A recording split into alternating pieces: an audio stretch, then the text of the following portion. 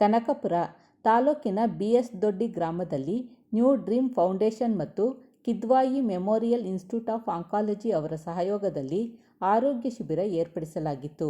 ಶಿಬಿರದಲ್ಲಿ ಉಚಿತ ಕಣ್ಣಿನ ತಪಾಸಣೆ, ಅಗತ್ಯವಿರುವವರಿಗೆ ಕಣ್ಣಿನ ಶಸ್ತ್ರಚಿಕಿತ್ಸೆ ಹಾಗೂ ಕನ್ನಡಕ ವಿತರಣೆ ಮಾಡಲಾಯಿತು ಮತ್ತು ಕ್ಯಾನ್ಸರ್ ತಪಾಸಣೆ ಕೂಡ ನಡೆಸಲಾಯಿತು.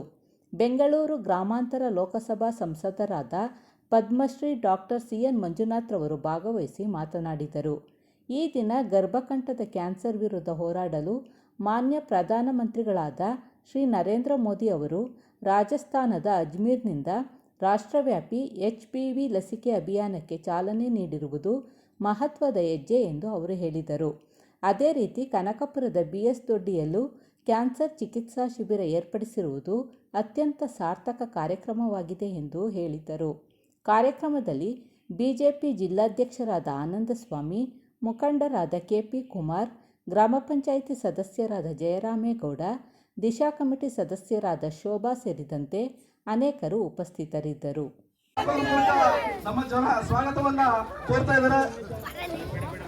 ಇಂದು ನಮ್ಮ ಜನ್ಮ ಸಾರ್ಥಕವಾಗ್ತಾ ಇದೆ.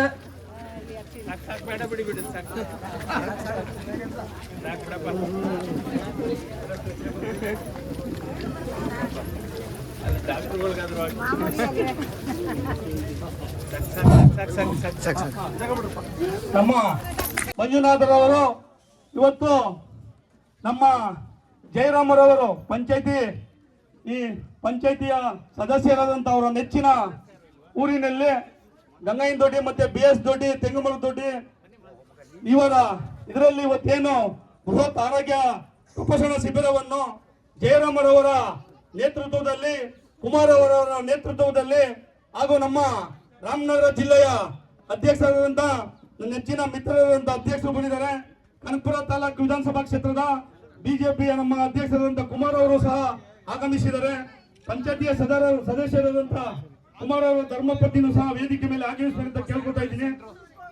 ಹಾಗೂ ನಮ್ಮ ರಾಮನಗರ ಜಿಲ್ಲೆಯ ಅಧ್ಯಕ್ಷರಾದಂಥ ನನ್ನ ನೆಚ್ಚಿನ ಮಿತ್ರರು ನಮ್ಮ ಆನಂದ್ ಸ್ವಾಮಿ ಅವರು ಸಹ ವೇದಿಕೆ ಮೇಲೆ ಆಸೀನರಾಗಬೇಕಂತ ಕೇಳ್ಕೊತಾ ಇದ್ದೀನಿ. ಈ ಗ್ರಾಮ ಮುಖಂಡರು ಮತ್ತು ಹೆಚ್ಚಿನ ನಾಯಕರುಗಳು, ನನ್ನ ಅಕ್ಕ ತಂಗಿಯರು, ಇವರು ಏನು ಇವತ್ತು ಜಯರಾಮ್ ಅವರ ನೇತೃತ್ವದಲ್ಲಿ ಕುಮಾರ್ ಅವರು ಸಹ ನಮ್ಮ ಪಂಚಾಯತಿ ಮೆಂಬರ್ ಅಂತ ಕುಮಾರ್ ಅವರು ಸಹ ನಮ್ಮ ವೇದಿಕೆ ಮೇಲೆ ಆಗಮಿಸಬೇಕಂತ ಕೇಳ್ಕೊತಾ ಇದ್ದೀನಿ. ಇನ್ನ ಒಳ್ಳೆ ದೊಡ್ಡ ಇದಾಗಿ ಬೆಳೀಬೇಕು. ಇವತ್ತು ನಮ್ಮ ಕನಕಪುರ ತಾಲೂಕಲ್ಲಿ BS ದೊಡ್ಡಿ ಗ್ರಾಮದಲ್ಲಿ ಆದ ಗಂಗಾಯಿನ ದೊಡ್ಡಿ ಗ್ರಾಮದಲ್ಲಿ ಇನ್ನ ಹೆಚ್ಚಾಗಿ ಬೆಳೆದು ಅವ್ರಿಗೆ ಪ್ರತಿನಿತ್ಯ ನಮ್ದೆಲ್ಲ ಒಂದು ಪ್ರೀತಿ ವಿಶ್ವಾಸ ಅವ್ರ ಮೇಲೆ ಇರ್ತದೆ ಅಂತ ಹೇಳ್ತಾ, ನಮ್ಮ ಲೋಕಸಭಾ ಸದಸ್ಯರಾದಂತ ಮಂಜುನಾಥರವರು ಅವರು ಆಶೀರ್ವಾದ ಅವ್ರ ಮೇಲೆ ಇರ್ತದೆ. ಮುಂದಿನ ದಿನದಲ್ಲಿ ಇನ್ನ ಹೆಚ್ಚಾಗಿ ದುಡಿಲಿ, ಇದೊಂದು ವೇದಿಕೆ ಮೇಲೆ ಆಸೀನರಾಗಿ ಅಂತ ಕೇಳ್ಕೊತಾ ಇದ್ದೀನಿ. ನಡೀತು ಇಂಥ ನಮ್ಮ ಲೋಕಸಭೆ ಸದಸ್ಯರನ್ನ ನಾವು ಇಡೀ ದೇಶದಲ್ಲಿ ಪ್ರಪ್ರಥಮವಾಗಿ ನೋಡ್ತಾ ಇರೋದು ಯಾರು ಇರ್ತಾರೆ ಅಂದ್ರೆ ನಮ್ಮ ಡಾಕ್ಟರ್ ಮಂಜುನಾಥ್ ಸಾಹೇಬರು. ಸಣ್ಣಲ್ಲಿ ಬರ್ಬೇಕಾದ್ರೆ ಒಂದು 2 ವೀಲರ್ ಅಲ್ಲಿ ಸಣ್ಣ ಅಡಚಣೆ ಆಗುತ್ತೆ. ಅವರು ಮಾನವೀಯತೆ ಮೆರೆದು ಆ ಗಾಡಿಯಲ್ಲಿ ಇಳಿದು ಇವತ್ತು ಒಬ್ಬ ಹೆಣ್ಣು ಮಗಳಿಗೆ ಅವ್ರಿಗೆ ಆಯುರ್ವೇದಕ್ಕೆ ತಪಾಸಣೆ ಮಾಡಿ ಅವ್ರಿಗೆ ತಲೆಗೆ ಪೆಟ್ಟಾಗಿರ್ತದೆ. ಹೆಣ್ಣು ಮಗಳಿಗೆ ಏನ್ ಪ್ರಾಬ್ಲಮ್ ಆಗಿದೆ ಅಂತ ಎಲ್ಲ ನೋಡಿ ಹಾಸ್ಪಿಟಲ್ ಫೋನ್ ಮಾಡಿ ಅವ್ರನ್ನ ಕಳಿಸಿ ಬಂದಿದ್ದಾರೆ. ಇದು ಮಾನವೀಯತೆ ಮೆರಿಬೇಕಾದ್ರೆ ಈ ತರ ಲೋಕಸಭೆ ನಮ್ಮ ಡಾಕ್ಟರ್ ಮಂಜುನಾಥ್ ಸಾಹೇಬರು ಏಕೈಕ ವ್ಯಕ್ತಿ ಒಬ್ಬರೇ ಅಂತ ಹೇಳಕ್ ನಾನು ಇಷ್ಟಪಡ್ತೀನಿ. ಈಗ ಜಯರಾಮೇಗೌಡರು ಅವರು ಮಾತಾಡ್ತಾರೆ ಅಂತ ಕೊಡ್ತೀನಿ. ನೋಡ್ಬೇಕಂತ ಎಲ್ಲರೂ ಕೂಡ ಬಂದಿದ್ದೀರಾ. ತಮ್ಗೆ ನಾನು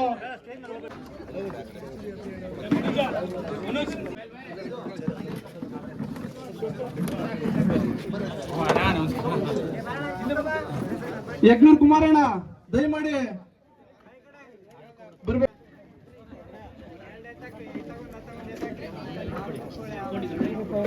ಕಾರ್ಯಕ್ರಮಕ್ಕೆ ಸ್ವಾಗತವನ್ನ ಬಯಸ್ತಾ ಕಾರ್ಯಕ್ರಮವನ್ನ ಪ್ರಾರಂಭಿಸೋಣ. ಅದಕ್ಕಿಂತ ಮೊದಲನೇದಾಗಿ 1-2 ನಿಮಿಷ ಪ್ರಾಸ್ತಾವಿಕವಾಗಿ ಮಾತಾಡಿ ಆನಂತರ ಕಾರ್ಯಕ್ರಮವನ್ನ ಅಧಿಕೃತವಾಗಿ ಉದ್ಘಾಟನೆ ಮಾಡೋದ್ರ ಮೂಲಕ ಕಾರ್ಯಕ್ರಮವನ್ನ ಪ್ರಾರಂಭಿಸೋಣ.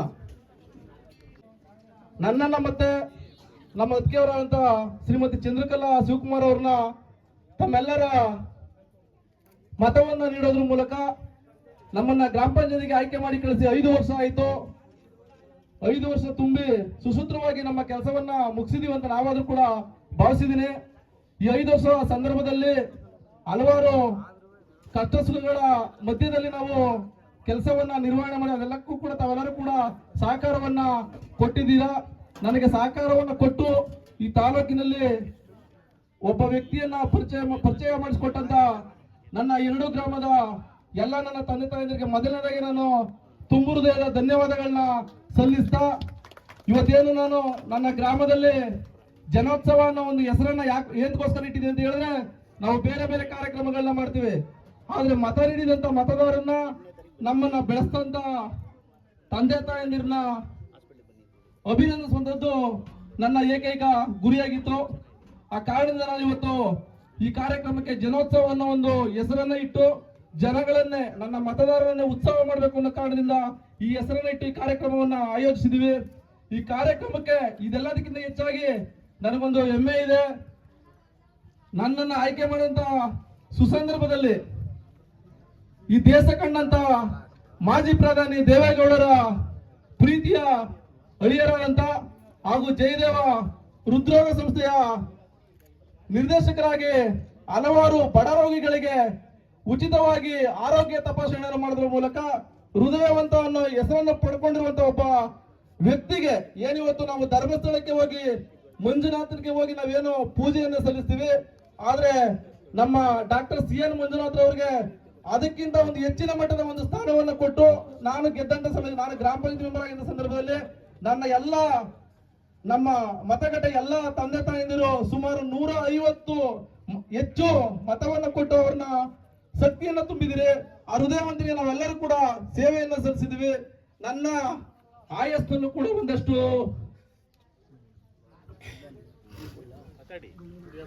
ನನ್ನ ಆಯಸ್ಸೇನಿದೆ, ಆಯಸ್ಸಲ್ಲೂ ಒಂದಷ್ಟು ಆಯಸ್ಸನ್ನ ಮಂಜುನಾಥ್ ಅವರು ಕೊಡೋದ್ರ ಮೂಲಕ ಈ ದೇಶದ ಮಕ್ಕಳಿಗೆ ಆರೋಗ್ಯವನ್ನ ವೃದ್ಧಿಸುವಂತ ಶಕ್ತಿಯನ್ನ ಕೊಡ್ಲಿ.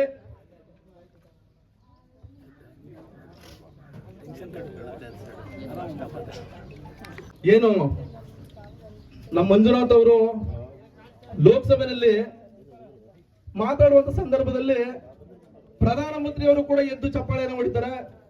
ಅಲ್ಲಿ ಸೇರುವಂತ ಲೋಕಸಭೆ ಎಲ್ಲ ಸದಸ್ಯರು ಕೂಡ ಒಂದು ಚಪ್ಪಾಳೆಯನ್ನು ಹೊಡಿತಾರೆ. ಆ ಸಮಯದಲ್ಲಿ ನಾನು ಟಿವಿಯಲ್ಲಿ ನೋಡುವಂತ ಸಂದರ್ಭದಲ್ಲಿ ನನ್ಗೆ ಖುಷಿಯಾಗಿದ್ದೇನಪ್ಪ ಅಂತ ಹೇಳಿದ್ರೆ, ನಾನು ಕೊಟ್ಟಂತ ಒಂದು ಮತ ಲೋಕಸಭೆಯಲ್ಲಿ ಮಾತಾಡ್ತಾ ಇದೆ. ಆ ಲೋಕಸಭೆಯಲ್ಲಿ ಪುಣ್ಯಾತ್ಮರು ಮಾತಾಡ್ತಾರೆ, ನಾವೇ ಮಾತಾಡ್ತಾ ಇದೀವಿ ನಾವು ಅನ್ನೋ ಭಾಷಣ ನಮ್ಮಲ್ಲಿ ಆಗ್ತಾ ಇತ್ತು. ಮತ್ತೆ ನಮ್ಮ ಗ್ರಾಮದಲ್ಲಿ ಹಲವಾರು ಕಾರ್ಯಕ್ರಮಗಳನ್ನ ಆಯೋಜನೆ ಮಾಡಿದ್ವಿ, ಕಾರ್ಯಕ್ರಮಗಳನ್ನ ಮಾಡ್ಕೊಂಡು ಬಂದ್ವಿ.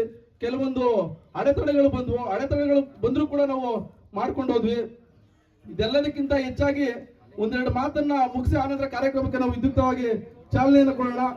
ನಾನಿನ್ನೂ ಬೆಳೀತಾ ಇರುವಂತ ಚಿಕ್ಕ ಹುಡುಗ, ಈ ಗ್ರಾಮದ ಚಿಕ್ಕ ಹುಡುಗ ಅಂತ ನಾನಾದ್ರೂ ಭಾವಿಸಿದ್ರೆ, ಈ 5 ವರ್ಷದ ಅವಧಿಯಲ್ಲಿ ನನಗಿನ್ನೂ 40 ವರ್ಷ ಏಜು.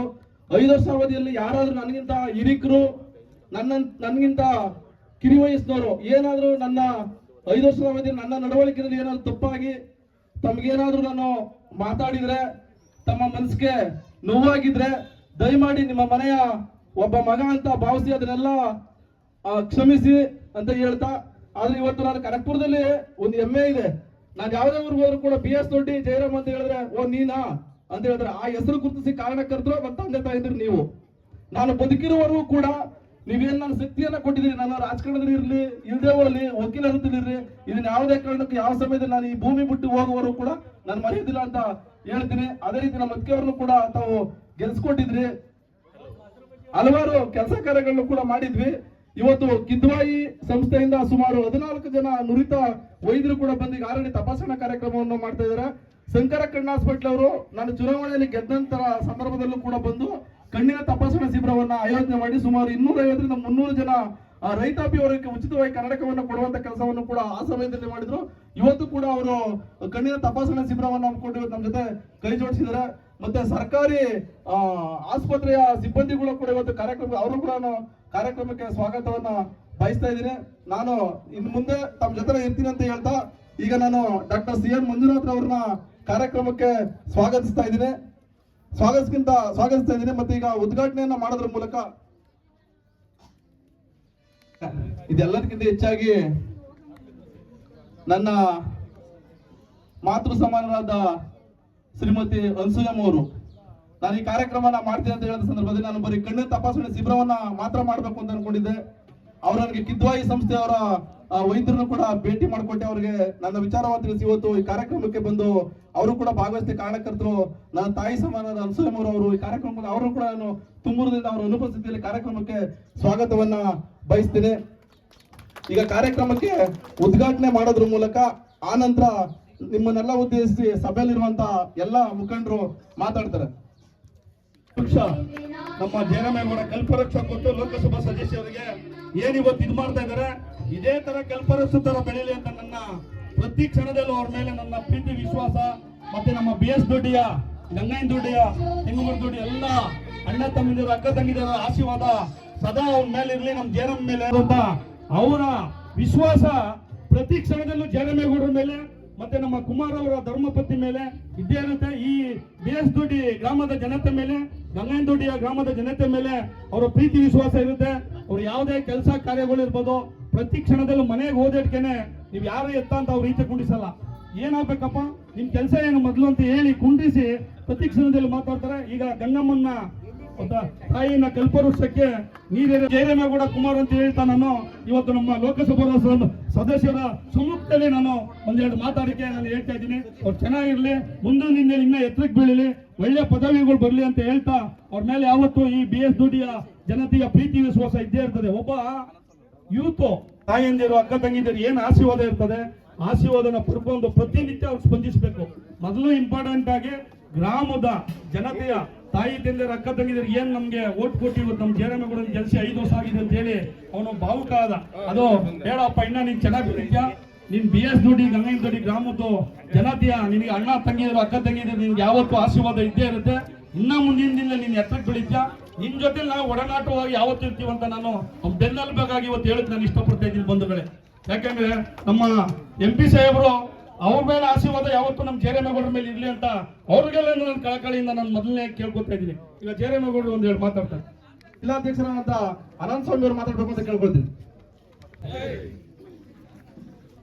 ನೆಚ್ಚಿನ ನಾಯಕರು ಸಂಸದರಾದಂಥ ಡಾಕ್ಟರ್ CN ಮಂಜುನಾಥ್ ಅವರೇ, ಜಯರಾಮೇಗೌಡ್ರೆ, ನಮ್ಮ ಅರಸಿಗೆಕೋಟೆ ರವಿಕುಮಾರ್ ಅವರೇ, ಡಾಕ್ಟ್ರೇ, ಆಗ ನಮ್ಮ ಮಂಡಲದ ಅಧ್ಯಕ್ಷರಾದಂಥ ಕುಮಾರ್ ಅವರೇ,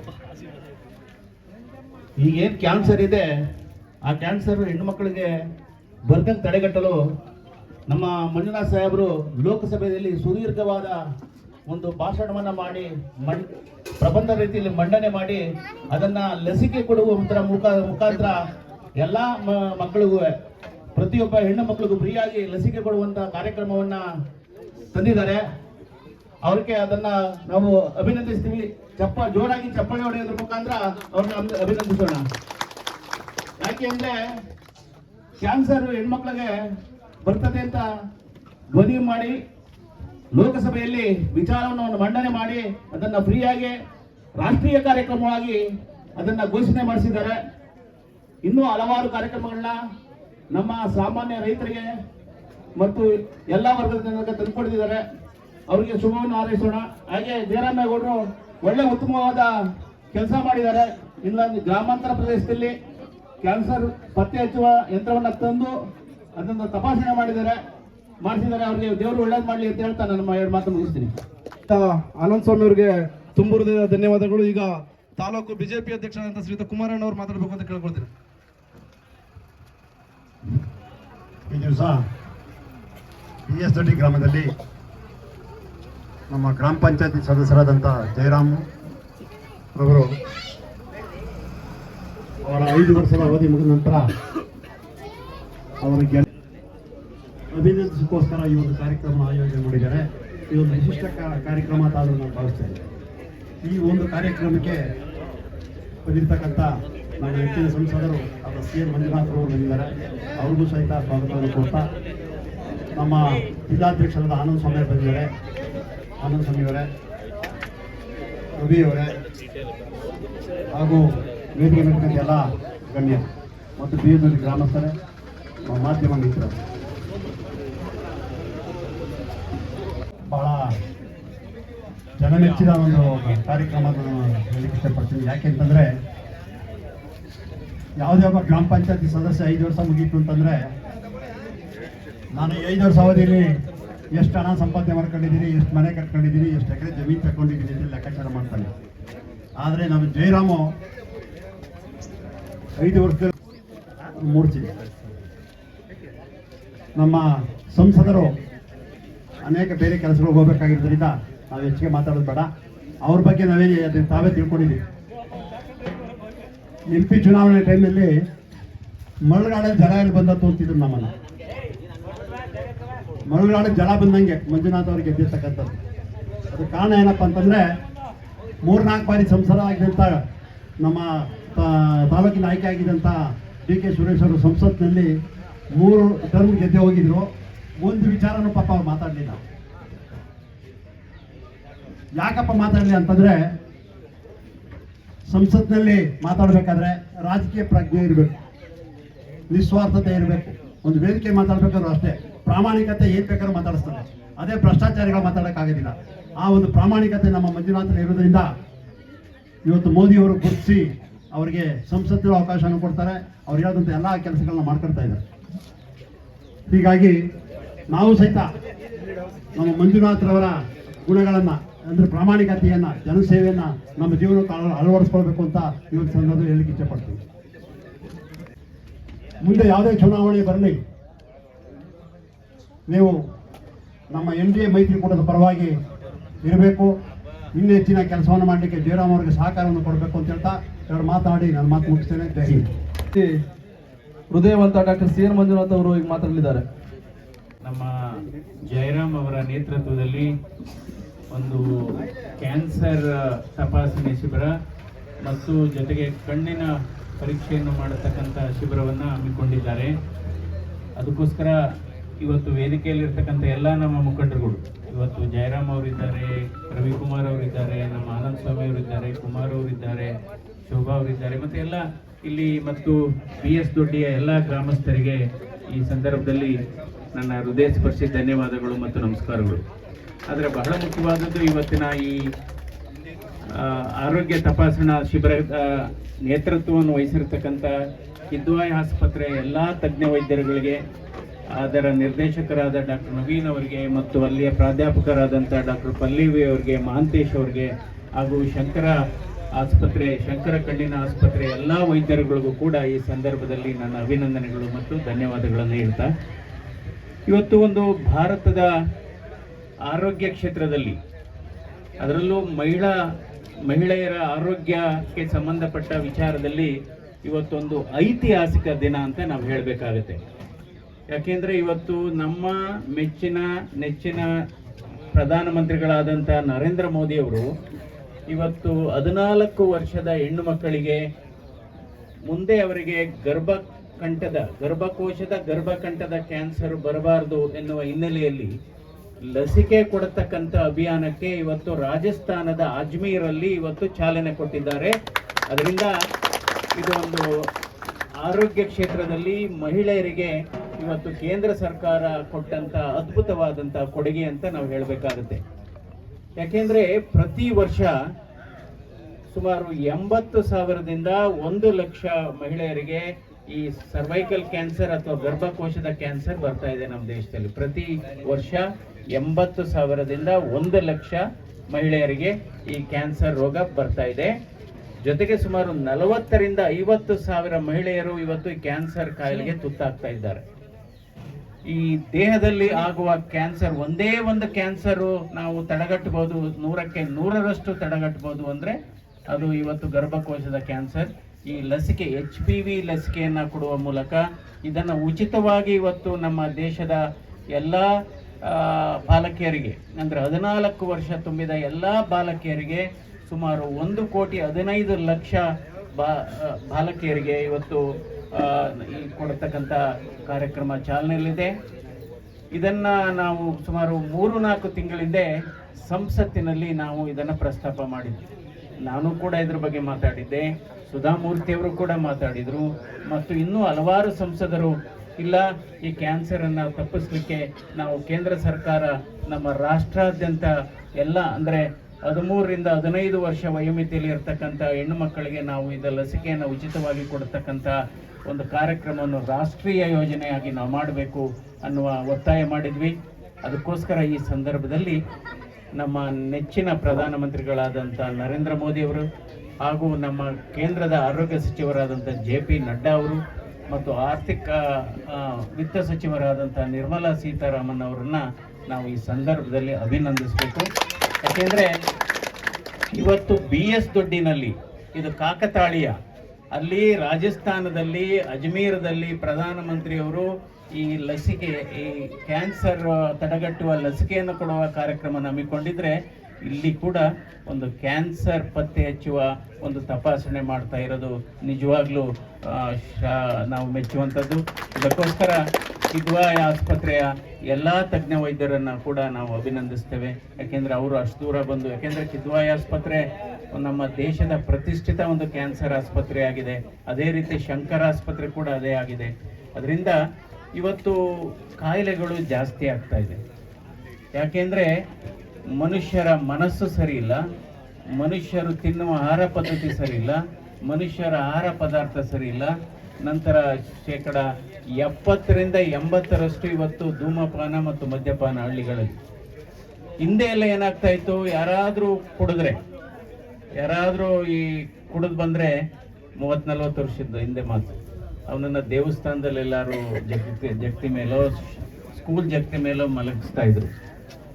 ಇವತ್ತೇನಾಗಿದೆ, ಅವನು ಕುಡಿಯಲ್ಲ ಅಂದರೆ ಯಾವುದೇ ಒಂದು ಸಮಾರಂಭಕ್ಕೆ ಅಥವಾ ಯಾವುದೇ ಭೋಜನ ಕೂಟಕ್ಕೆ ಅವ್ನು ಕರೆಯೋದೇ ಇಲ್ಲ. ಅಯ್ಯೋ ಬಂದು ಸುಮ್ಮನೆ ಕೂತ್ಕೊತಾನೆ, ಅವನ್ನೇ ಕರೆಯೋದು ಹಾಗೆ ಹೀಗೆ ಅಂತ. ಸೊ ಅದರಿಂದ ಇವತ್ತು ಹಳ್ಳಿಗಳಲ್ಲಿ ಮತ್ತು ಪಟ್ಟಣಗಳಲ್ಲಿ ಜೀವನ ಶೈಲಿ ಬದಲಾವಣೆ ಆಗಿದೆ, ಆಹಾರ ಪದ್ಧತಿ ಬದಲಾವಣೆ ಆಗಿದೆ, ಆಹಾರ ಪದಾರ್ಥ ಬದಲಾವಣೆ ಆಗಿದೆ, ಧೂಮಪಾನ ಜಾಸ್ತಿ ಆಗಿದೆ, ಮದ್ಯಪಾನ ಜಾಸ್ತಿ ಆಗಿದೆ, ಸೋಮಾರಿತನ ಜಾಸ್ತಿ ಆಗಿದೆ. ಭಾರತ ದೇಶದಲ್ಲಿ 51% ಇವತ್ತು ಸೋಮಾರಿಗಳಿದ್ದಾರೆ. ಹಿಂದೆ ಎಲ್ಲ ನೋಡಿ ಎಲ್ಲ ಕೆಲಸ ಮಾಡ್ತಾ ಇದ್ರು, ನಮ್ಮ ಅಜ್ಜಂದ್ರು ತಂದೆ ಅವರೆಲ್ಲ ಕೆಲಸ ಮಾಡ್ತಾ ಇದ್ರು. ಇವತ್ತು ಕೆಲಸ ಮಾಡುವವರ ಸಂಖ್ಯೆ ಕಡಿಮೆ ಆಗಿದೆ, ಕೂತು ಮಾತನಾಡುವವರ ಸಂಖ್ಯೆ ಜಾಸ್ತಿ ಆಗಿದೆ. ಎಲ್ಲ ಒಂದ್ ಕಡೆ ಸೇತುವೆ ಮೇಲೆ ಕೂತ್ಕೊಳ್ಳೋದು, ಪ್ರಪಂಚದ್ದೆಲ್ಲ ಮಾತಾಡೋದು, ಇನ್ನೊಂದು ಟೀ ಅಂಗಡಿ ಹತ್ರ ಕೂತ್ಕೊಳ್ಳೋದು, ಇದು ಮಾಡೋದು. ಅದಕ್ಕೋಸ್ಕರ ಸೋಮಾರಿತನ ಮನುಷ್ಯನ ದೊಡ್ಡ ಶತ್ರು ಅಂತಾನೆ ಹೇಳ್ಬೇಕಾಗುತ್ತೆ. ಸೋಮಾರಿತನ ಮನುಷ್ಯನ ದೊಡ್ಡ ಶತ್ರು. ಇವತ್ತು ಈ ಕ್ಯಾನ್ಸರನ್ನು ಯಾವಾಗಲೂ ಅಷ್ಟೇ ನಾವು ಪ್ರಾಥಮಿಕ ಹಂತದಲ್ಲಿ ನಾವು ಅದನ್ನು ಪತ್ತೆ ಹಚ್ಚಿದರೆ ಅದನ್ನು ನಾವು 90% 90% ನಾವು ವಾಸಿ ಮಾಡ್ಬೋದು. ಇನ್ನು ಬೇರೆ ಕಾಯಿಲೆಗಳು ಅಷ್ಟೇ. ಇವತ್ತು ಭಾರತ ದೇಶದಲ್ಲಿ 14 ಕೋಟಿ ಜನರಿಗೆ ಸಕ್ಕರೆ ಕಾಯಿಲೆ ಇದೆ, 20 ಕೋಟಿ ಜನರಿಗೆ ಬ್ಲಡ್ ಪ್ರೆಷರ್ ಇದೆ, ಸುಮಾರು ಪ್ರತಿ ವರ್ಷ 30 ಲಕ್ಷ ಜನ ಹೃದಯಾಘಾತಕ್ಕೆ ಇವತ್ತು ತುತ್ತಾಗ್ತಾ ಇದ್ದಾರೆ. ಹಿಂದೆ ಮಕ್ಕಳು ತಂದೆ ತಾಯಿಗಳನ್ನ ಚಿಕಿತ್ಸೆಗೆ ಕರ್ಕೊಬರ್ತಾ ಇದ್ರು, ಇವತ್ತು ತಂದೆ ತಾಯಿಗಳು ಅವ್ರ ಮಕ್ಕಳನ್ನ ಕರ್ಕೊಬರ್ತಾ ಇದ್ದಾರೆ. ಇದಕ್ಕೋಸ್ಕರ ಆರೋಗ್ಯವೇ ಭಾಗ್ಯ. ನೀವು ನಿಜವಾಗಿ ಶ್ರೀಮಂತರು ಯಾರಪ್ಪ ಅಂದರೆ ಯಾರ್ಯಾರಿಗೆ ಆರೋಗ್ಯ 75-80 ವರ್ಷ ತನಕ ಚೆನ್ನಾಗಿರುತ್ತೆ ಅವರೇ ನಿಜವಾದ ಶ್ರೀಮಂತರು. ಅದರಿಂದ ಈ ತಪಾಸಣೆಯನ್ನು ಈ ರೀತಿ ನಮ್ಮ ವೈದ್ಯಕೀಯ ತಪಾಸಣೆ ಶಿಬಿರಗಳು ನಿರಂತರವಾಗಿ ಆಗಬೇಕು. ನಾವು ಮೇಲ್ನೋಟಕ್ಕೆ ಚೆನ್ನಾಗಿದ್ದೀವಿ ಅಂದ್ಕೊಂಡಿರ್ಬೋದು, ಶುಗರ್ ಇರ್ಬೋದು, ಸಕ್ಕರೆ ಕಾಯಿಲೆ ಇರ್ಬೋದು, ಅಥವಾ ಮೇಲ್ನೋಟಕ್ಕೆ ಚೆನ್ನಾಗಿದ್ದೀವಿ ಅಂದ್ಕೊಂಡಿದ್ದೀವಿ ಅವ್ರಿಗೆ ಬ್ಲಡ್ ಪ್ರೆಷರ್ ಜಾಸ್ತಿ ಇರ್ಬೋದು, ಅಥವಾ ಇನ್ನು ಬೇರೆ ಕಾಯಿಲೆ ಇರ್ಬೋದು, ಅಥವಾ ಹೊಟ್ಟೆನಲ್ಲಿ ಇರತಕ್ಕಂಥ ಸಮಸ್ಯೆಗಳಿರ್ಬೋದು. ಅದರಿಂದ ನಾವು 35 ವರ್ಷ ದಾಟಿದ ಗಂಡಸರು, 45 ವರ್ಷ ದಾಟಿದ ಹೆಂಗಸರುಗಳು ವಾರ್ಷಿಕವಾಗಿ ಇವತ್ತು ಚೆಕಪ್ ಆಗ್ತಾ ಇದೆ. ಕೇಂದ್ರ ಸರ್ಕಾರದ ಹಲವಾರು ಯೋಜನೆಗಳಿದ್ದಾವೆ. ಇವತ್ತು ಅದು NCD ಅಂತ ಹೇಳ್ತೇವೆ. ಅದರಲ್ಲಿ 40 ಕೋಟಿ ಜನರಿಗೆ ಇವತ್ತು ಬ್ಲಡ್ ಪ್ರೆಷರ್ಗೆ ಮತ್ತು ಬ್ಲಡ್ ಶುಗರ್ಗೆ ಚೆಕಪ್ ಆಗಿದೆ ಭಾರತ ದೇಶ. 41 ಕೋಟಿ ಜನರಿಗೆ, ಸುಮಾರು 28 ಕೋಟಿ ಜನರಿಗೆ ಬಾಯಿ ಕ್ಯಾನ್ಸರ್ದು ಪರೀಕ್ಷೆಗಳ ಅಂದರೆ ಇದೆಯಾ ಇಲ್ವಾ ಅಂತ ಚೆಕಪ್ ಮಾಡ್ತಾ ಇದ್ದಾರೆ. ಸುಮಾರು 1,50,00,000 ಜನರಿಗೆ ಇವತ್ತು ಗರ್ಭಕೋಶದ ಕ್ಯಾನ್ಸರು ಇದ್ರ ಬಗ್ಗೆ ಆಗ್ತಾ ಇದೆ. ಅದರಿಂದ ಒಂದು ದೇಶ ಸುಭಿಕ್ಷೆ ಇರಬೇಕಾದ್ರೆ, ಒಂದು ದೇಶ ಅಭಿವೃದ್ಧಿ ಆಗಬೇಕಾದ್ರೆ ಜನರ ಆರೋಗ್ಯ ಬಹಳ ಮುಖ್ಯ. ಯಾಕೆಂದರೆ ಎಷ್ಟು 140 ಕೋಟಿ ಜನಸಂಖ್ಯೆ ಇದ್ದೀವಿ. ಇವತ್ತು ನಿಜವಾಗ್ಲೂ ಇದೊಂದು ಅದ್ಭುತವಾದಂಥ ಕಾರ್ಯಕ್ರಮ. ಕಾಕತಾಳೀಯ ನೋಡಿ, ಇವತ್ತು ಲಸಿಕೆ ಅಭಿಯಾನ ಪ್ರಾರಂಭ ಆಗಿದೆ ಭಾರತ ದೇಶದಲ್ಲಿ.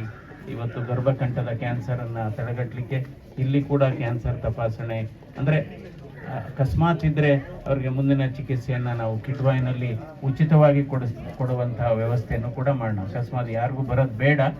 ಅದೇ ರೀತಿ ಇವತ್ತು ಈಗಾಗಲೇ ಹೇಳಿದೆ, ನಮ್ಮ ಹವ್ಯಾಸಗಳು ನಮ್ಮ ಮನಸ್ಸಿನ ಆಲೋಚನೆಗಳು ಬಹಳ ಮುಖ್ಯವಾದದ್ದು.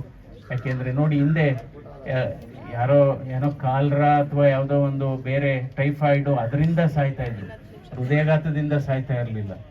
ಇವತ್ತು ಈ ಕಾಯಿಲೆಗಳೆಲ್ಲ ಈ ಒತ್ತಡವನ್ನು ಕಡಿಮೆ ಮಾಡ್ಕೋಬೇಕಾದ್ರೆ ಚೆನ್ನಾಗಿ ಮಾಡಬೇಕು. ನಂತರ ನಾವು ಇವತ್ತು ಕಲ್ಪವೃಕ್ಷಕ್ಕೆ ಇವತ್ತು ನಾವು ನೀರನ್ನು ಹಾಕಿದ್ದೀವಿ.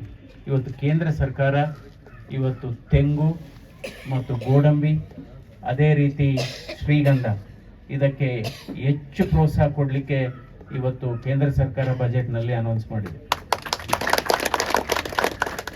ಯಾಕೆಂದರೆ ಕೋಕೋನಟ್ದು ಯಾವುದು ಅಂದರೆ ಯಾವುದಾದ್ರೂ ನಿಮ್ಮ ತೋಟದಲ್ಲಿ ಇದು ಹಾಳಾಗಿದ್ರೆ ಅದಕ್ಕೆ ಉಚಿತವಾಗಿ ಸಸಿಯನ್ನು ಕೊಡತಕ್ಕಂಥ ಯೋಜನೆ ಜಾರಿಗೆ ಬರ್ತಾ ಇದೆ. ಈ ವರ್ಷದಲ್ಲಿ ಉಚಿತವಾಗಿ ಬರ್ತಾ ಇದೆ. ಅದೇ ರೀತಿ ಶ್ರೀಗಂಧ, ಕರ್ನಾಟಕ ಶ್ರೀಗಂಧದ ನಾಡು ಅಂತೀವಿ, ಚಂದನ ವನ ಅಂತೀವಿ, ಚಂದನದ ನಾಡು ಅಂತೀವಿ. ಇವತ್ತೇನಾಗಿದೆ, ಶ್ರೀಗಂಧ ಯಾರಾದರೂ ರೈತರು ಬೆಳೆದ್ರೆ ಅವ್ರಿಗೆ ಅರಣ್ಯ ಇಲಾಖೆಯಿಂದ ಕಿರುಕುಳ ಇದೆ, ಪೊಲೀಸ್ ಇಲಾಖೆಯಿಂದ ಕಿರುಕುಳ ಇದೆ. ನಾನು ಕೂಡ ಇದ್ರ ಬಗ್ಗೆ ಸಂಸತ್ತಿನಲ್ಲಿ ಬಹಳ ದೀರ್ಘವಾಗಿ ಮಾತನಾಡಿದೆ. ಇದು ಶ್ರೀಗಂಧ ಮರಗಳನ್ನು ನಾವು ಕೃಷಿ ಉತ್ಪನ್ನ ಅಂತ ಪರಿಗಣಿಸಬೇಕು.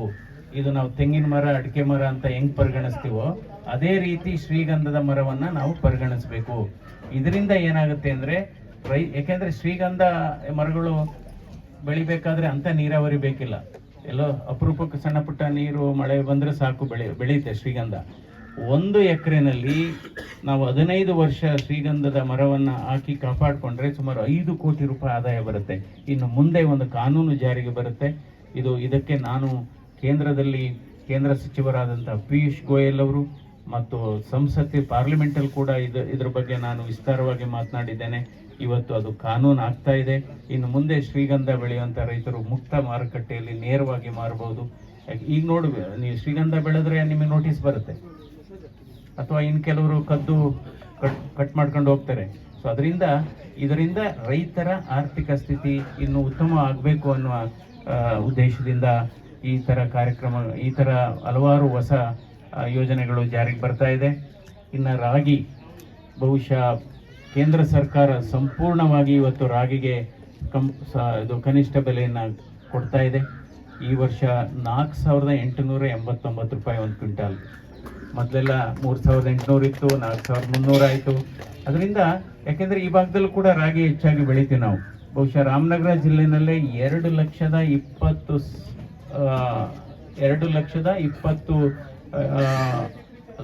ಟನ್, 2.2 ಲಕ್ಷ ಟನ್ ಅಲ್ಲ, ಕ್ವಿಂಟಾಲ್ ಅನ್ಸುತ್ತೆ. ಅಂದರೆ 2,20,000 ಕ್ವಿಂಟಾಲಷ್ಟು ರಾಗಿಯನ್ನು ಲಾಸ್ಟ್ ಟೈಮ್ ಸಂಗ್ರಹ ಮಾಡಲಾಗಿದೆ. ಇದಕ್ಕೆ 1 ಕ್ವಿಂಟಾಲ್ಗೆ ಕೇಂದ್ರ ಸರ್ಕಾರ 4,889 ರೂಪಾಯಿ ಕೊಡ್ತಾ ಇದೆ. ಸೊ ಅದರಿಂದ ಇದೆಲ್ಲ ರೈತರಿಗೆ ಅನುಕೂಲ ಮಾಡತಕ್ಕಂಥ ಯೋಜನೆಗಳು. ಇವತ್ತು ಆರೋಗ್ಯ ವಿಚಾರನೂ ಅಷ್ಟೇ. ಇವತ್ತು ನಾವು ಸುಮಾರು 6 ಆಸ್ಪತ್ರೆಗಳಿಗೆ ಇನ್ನು 1-2 ತಿಂಗಳಲ್ಲಿ ನಾವು ಹೃದಯ ತಪಾಸಣೆ ಮಾಡತಕ್ಕಂಥ ಎಕೋ ಮಿಷಿನ್ ಸ್ಕ್ಯಾನಿಂಗನ್ನು ಕೊಡಿಸ್ತಾ ಇದ್ದೇವೆ. ಅದು ಒಂದು ಕನಕಪುರ ಜನರಲ್ ಹಾಸ್ಪಿಟ್ಲು, ಇನ್ನೊಂದು ಚನ್ನಪಟ್ಟಣ, ಇನ್ನೊಂದು ಮಾಗಡಿ, ಕುಣಿಗಲ್ಲು, ಆನೇಕಲ್ಲು, ಈ ಭಾಗ ಒಟ್ಟು 6 ತಾಲೂಕುಗಳಿಗೆ ಹೃದಯದ ತಪಾಸಣೆ ಮಾಡತಕ್ಕಂಥ ಎಕೋ ಮಿಷಿನನ್ನು ನಾವು CSR ಅಡಿಯಲ್ಲಿ ಕೊಡಿಸ್ತಾ ಇದ್ದೇವೆ. ಅದಕ್ಕೆ ಬೇಕಾದಂಥ ತಂತ್ರಜ್ಞರನ್ನು ಕೂಡ ನಾವೇ ಅದಕ್ಕೆ ಒಂದು ಪರ್ಯಾಯ ವ್ಯವಸ್ಥೆ ಮಾಡ್ತಾ ಇದ್ದೇವೆ. ಸೊ ಇವತ್ತಿನ ಕಾರ್ಯಕ್ರಮಕ್ಕೆ ನಮ್ಮನ್ನೆಲ್ಲ ನೀವು ಸನ್ಮಾನಿಸಿ ಸ್ವಾಗತಿಸಿದ್ದಕ್ಕೆ ನನ್ನ ಹೃದಯಸ್ಪರ್ಶಿ ಧನ್ಯವಾದಗಳು. ಯಾಕೆಂದರೆ ಇನ್ನೊಂದು ನಾವು ಕಾರ್ಯಕ್ರಮಕ್ಕೆ ಸೇವಾಲಾಲ್ ಜಯಂತ್ಯೋತ್ಸವ ಕಾರ್ಯಕ್ರಮಕ್ಕೆ ಹೋಗಬೇಕಾಗಿರುತ್ತೆ. ಸೇವಾಲಾಲ್ ಅಂದರೆ ಸೇವೆ ಮಾಡೋರೆ ಸೇವಾಲಾಲ್. ಯಾಕೆಂದರೆ ಅದಕ್ಕೋಸ್ಕರ ಅವರು ಕೂಡ ಗುರು ಪರಂಪರೆಯಿಂದ ಬಂದಂಥವರು. ಸೇವಾಲಾಲ್ ಅವರು ಬಂಜಾರ ನಮ್ಮ ಸಮುದಾಯದ ಇಂದ. ಯಾಕೆಂದರೆ ಅವರು ಹುಟ್ಟಿದ ಮೇಲೆ ಅವರ ತಂದೆ ತಾಯಿಗಳು ಅವರನ್ನು ಬಿಟ್ಬಿಡ್ತಾರೆ, ನೀನು ಸಮಾಜ ಸೇವೆಗೆ ಹೋಗಿ ಅಂತ. ಹಂಗಾಗಿ ಸೇವಾಲಾಲ್ ಅಂತ ಬರ್ತಾರೆ. ಅವ್ರನ್ನ ಮೋತಿಲಾಲ್ ಅಂತಲೂ ಕೂಡ ನಾವು ಪರಿಗಣಿಸ್ತೀವಿ. ಸೊ ಹೀಗಾಗಿ ಸಮಾಜ ಸೇವೆ ಬಹಳ ಮುಖ್ಯವಾದದ್ದು. ಅಂದರೆ ನಾವು ಒಳ್ಳೆ ಕೆಲಸ ಮಾಡ್ತಾ ಹೋಗ್ಬೇಕೇ ಹೊರತು ಮಾಡಿದ್ದೀವಿ ಅಂತ ಹೇಳ್ಕೊಳ್ಳೋದ್ರಲ್ಲಿ ಪ್ರಯತ್ನ ಇಲ್ಲ. ಸೊ ನಾವು ಬೇರೆಯವ್ರಿಗೆ ಯಾವುದೇ ಒಂದು ಅನಾನುಕೂಲ ಆಗದಾಗೆ ನಾವು ಕೆಲಸ ಮಾಡಬೇಕು. ಇದು ಮತ್ತೊಮ್ಮೆ ಹೇಳ್ತೇನೆ ನಾನು, ಚುನಾವಣೆ ಸಂದರ್ಭದಲ್ಲಿ ಮಾತ್ರ ನಾವು ಆ ಪಕ್ಷ ಈ ಪಕ್ಷ, ಆದರೆ ಚುನಾವಣೆ ಆದ ನಂತರ ನಾವೆಲ್ಲರೂ ಒಂದೇ ಪಕ್ಷ. ಅದು ಬಹಳ ನಮ್ಮ ಪಕ್ಷ ಯಾವುದಪ್ಪ ಅಂದರೆ ಮನುಷ್ಯರ ಪಕ್ಷ. ಸೊ ಅವರು ಅದೇ ಚುನಾವಣೆ ಸಂದರ್ಭದಲ್ಲಿ ಆಯಿತು, ಕೆಲವರು ಈ ಕಡೆ ಓಟ್ ಹಾಕ್ಬೋದು, ಕೆಲವರು ಆ ಕಡೆ ಓಟ್ ಹಾಕ್ಬೋದು. ಚುನಾವಣೆ ನಂತರ ನಾವು ಆ ಭೇದ ಭಾವ ಇಲ್ಲದೇ ಎಲ್ಲರನ್ನೂ ಸಮಾನ ದೃಷ್ಟಿಯಲ್ಲಿ ಕಾಣಬೇಕು. ಪ್ರತಿಯೊಬ್ಬರಿಗೂ ಅವರಿಗೆ ಸಮಸ್ಯೆ ಇದ್ದರೆ ನಾವು ಸ್ಪಂದಿಸಬೇಕು, ಅದು ಬಹಳ ಮುಖ್ಯ. ಇದು ರಾಜಕೀಯ ಸಂಸ್ಕೃತಿ ಅಂತ ಹೇಳ್ತೀವಿ. ಈ ರೀತಿ ರಾಜಕೀಯ ಸಂಸ್ಕೃತಿ ಇನ್ನು ಮುಂದೆ ಬರಬೇಕು. ಅದರ್ವೈಸ್ ಸುಮ್ಮನೆ ಅವನ ಆ ಕಡೆ ಈ ಕಡೆ ವೈಮನಸ್ಸು, ದ್ವೇಷ, ಮೋಸ ಇವೆಲ್ಲ ಏನು ಪ್ರಯೋಜನ ಆಗೋದಿಲ್ಲ. ಸೊ ಅದರಿಂದ ಆ ರೀತಿಯ ರಾಜಕೀಯ ಸಂಸ್ಕಾರ ಬರಬೇಕಾಗುತ್ತೆ. ಸೊ ಮತ್ತೊಮ್ಮೆ ಇವತ್ತು ಈ ಶಿಬಿರವನ್ನು ಆಯೋಜಿಸಿದಂತಹ ನಮ್ಮ ಜಯರಾಮ್ ಅವರು ಮತ್ತು ಅವರ ಎಲ್ಲ ಸಹಾಯಕರಿಗೆ ನನ್ನ ಹೃದಯಸ್ಪರ್ಶಿ ಧನ್ಯವಾದಗಳು ಮತ್ತು ನಮಸ್ಕಾರಗಳು. ಮತ್ತು ನಮ್ಮ ವೈದ್ಯರು ಕಿದ್ವಾಯಿ ಆಸ್ಪತ್ರೆಯ ಎಲ್ಲ ವೈದ್ಯರುಗಳಿಗೆ ಮತ್ತು ಶಂಕರ ಆಸ್ಪತ್ರೆಯ ವೈದ್ಯರುಗಳಿಗೆ ನನ್ನ ಅಭಿನಂದನೆಗಳು ಮತ್ತು ಧನ್ಯವಾದಗಳು. ನಮಸ್ಕಾರ. BS ದೊಡ್ಡಿ ಗ್ರಾಮದ ಮನೆ ಮಗಳಾಗಿ ಕೆಲಸವನ್ನ ನಿರ್ವಹಣೆ ಮಾಡಿ ನಮ್ಮ ಗ್ರಾಮದಿಂದ ಬೇರೆ ಗ್ರಾಮಕ್ಕೆ ವರ್ಗಾವಣೆ ಹೊಂದಿರುವಂತಹ ಶ್ರೀಮತಿ ಶ್ರೀರೇಖಾ ಮೇಡಮ್ ಅವ್ರನ್ನ ನಮ್ಮ ನೆಚ್ಚಿನ ಹೃದಯವಂತ ಡಾಕ್ಟರ್ CN ಮಂಜುನಾಥ್ ಅವರು ಅವ್ರನ್ನ ಸನ್ಮಾನಿಸಬೇಕು ಅಂತ ಕೇಳ್ಕೊಳ್ತೀನಿ.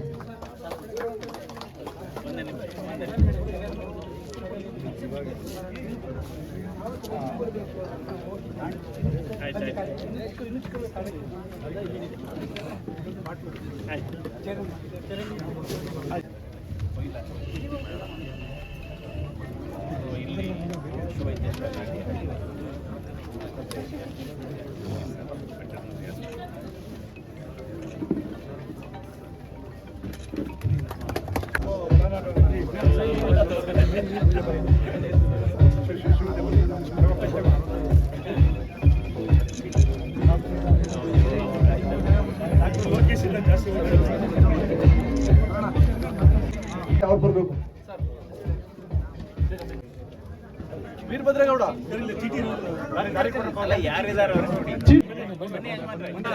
ದಯಮಾಡಿ ಬಂದ ಮಾಡ್ಕೊಬಿಡಿ. ದಯಮಾಡಿ ಒಂದು ನಿಮಿಷ